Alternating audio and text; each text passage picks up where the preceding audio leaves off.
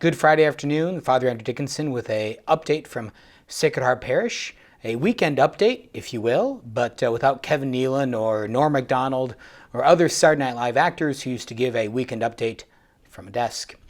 So update on Father Kapperman and myself, health-wise, first of all, and then a little word about Masses this weekend at Sacred Heart, and just an update on schedules going forward. Or then finally just a re-encouragement, if you didn't hear my encouragement the first time. So first of all, an update on Father Kapperman and myself. Doing well. So many wonderful inquiries from people. Thank you so much. Doing well health-wise. Father Kapperman with his positive coronavirus test. Myself waiting results. In fact, as I say this, I realize I forgot to silence my phone, and if it goes off, I'll probably pick it up to answer because it might be Avera telling me of my results. But still waiting results. No noticeable symptoms on my part, fever, things like that, but both doing well.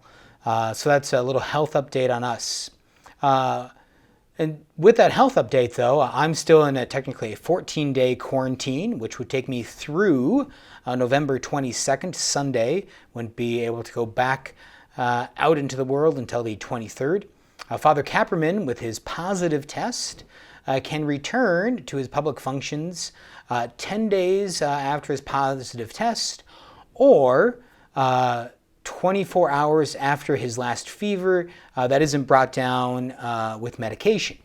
Now, he hasn't had a fever yet, but if he doesn't get a fever before Wednesday, November 18th, Father Kapperman will return to parish activity Wednesday, November 18th. If it turns out that I am positive with the coronavirus, I'm always positive, just whether I'm positive with the coronavirus. If it turns out I'm positive with the coronavirus, then I would get to return to parish activities and such on Sunday, the 22nd of November, or 24 hours after my last fever that isn't brought down by Tylenol or things like that. And so far, no fevers to report on my end. So what does that mean for this weekend then? Health and kind of quarantine updates on Father Kapperman and myself. That means sadly this Sunday at Sacred Heart there will be no parish masses available in Sacred Heart. There's no substitutes available. There's no priests available to add extra masses. Father Griffin and Father Axman already have their full slate of masses at St. Mary's and Sacred Heart in Westport. Father Tom Hartman already has his responsibilities in Groton, Turton, and at the Newman Center. So unfortunately, there will not be masses at Sacred Heart this weekend. A very tough thing to decide. It took me a couple days of thinking to be at peace with that decision. But that's our course that we're going to take. We're still going to live stream a Mass at our normal 11:30 time for those who have been taking part spiritually from home. Just a reminder, okay? The Sunday obligation binds when it's possible to fulfill it. If it's not possible for you to fulfill the Sunday obligation, the obligation does not bind you.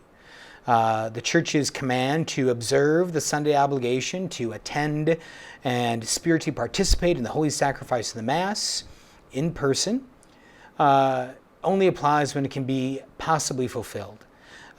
With the shortage of masses in Aberdeen and with the lack of space with social distancing and the lack of substitutes because of the coronavirus, you would consider yourself in that sense dispensed from the Sunday obligation here in Aberdeen on this Sunday, November 15th, and the Saturday Vigil Mass on the 14th. The good news is, this is not like this spring. This is not a long, unknown condition. We know beginning and end of this activity, and that Father Kapperman, thanks be to God, if everything continues on well with his health, will be back to daily Mass, confessions, and such. The church will still remain open for your prayer. I don't have to go in for anything. If I do go in, it'll just be at night to lock up, and doing that carefully to avoid any contact with any of you. So again, that is the update on the parish for this weekend of November 14th and 15th. And again, our great sorrow on that. By way of noticing just how serious things are in the state, I'm told that nearly some 20 priests in South Dakota are either in a quarantine or in a positive test. And so if you're someone who thinks that it's not a big deal, or that I should still go to Pounders or something like that and hang out in a crowded bar, maybe think again. Okay, maybe think again on that. I think it'd be a good couple of weeks just to be careful. And that just goes back to my encouragement from earlier this week. And so if you already heard me say this, you're going to hear me say it again, or you could just quit listening to this. And that is, when running a race, you always have to be aware of the length of your race. And unfortunately, we started running a race in March, around March 15th or so, in which we weren't aware how long the race would be. And I think maybe we find ourselves with a little exhaustion, having not ran as well as maybe we could have. That isn't to in any way throw stones at anything from the past. We didn't know what was ahead of us in April, May, and all those times. But I think, again, just the reality that we really are in the thick of it in terms of the coronavirus, COVID-19, in South Dakota right now, and probably have been since mid-October. So just encourage you to persevere in that regard. So as we persevere in the stay-at-home things, make sure we don't just treat it as a vacation, and hopefully we wouldn't vacate in this anyway anyways, but to, be true to your prayer life.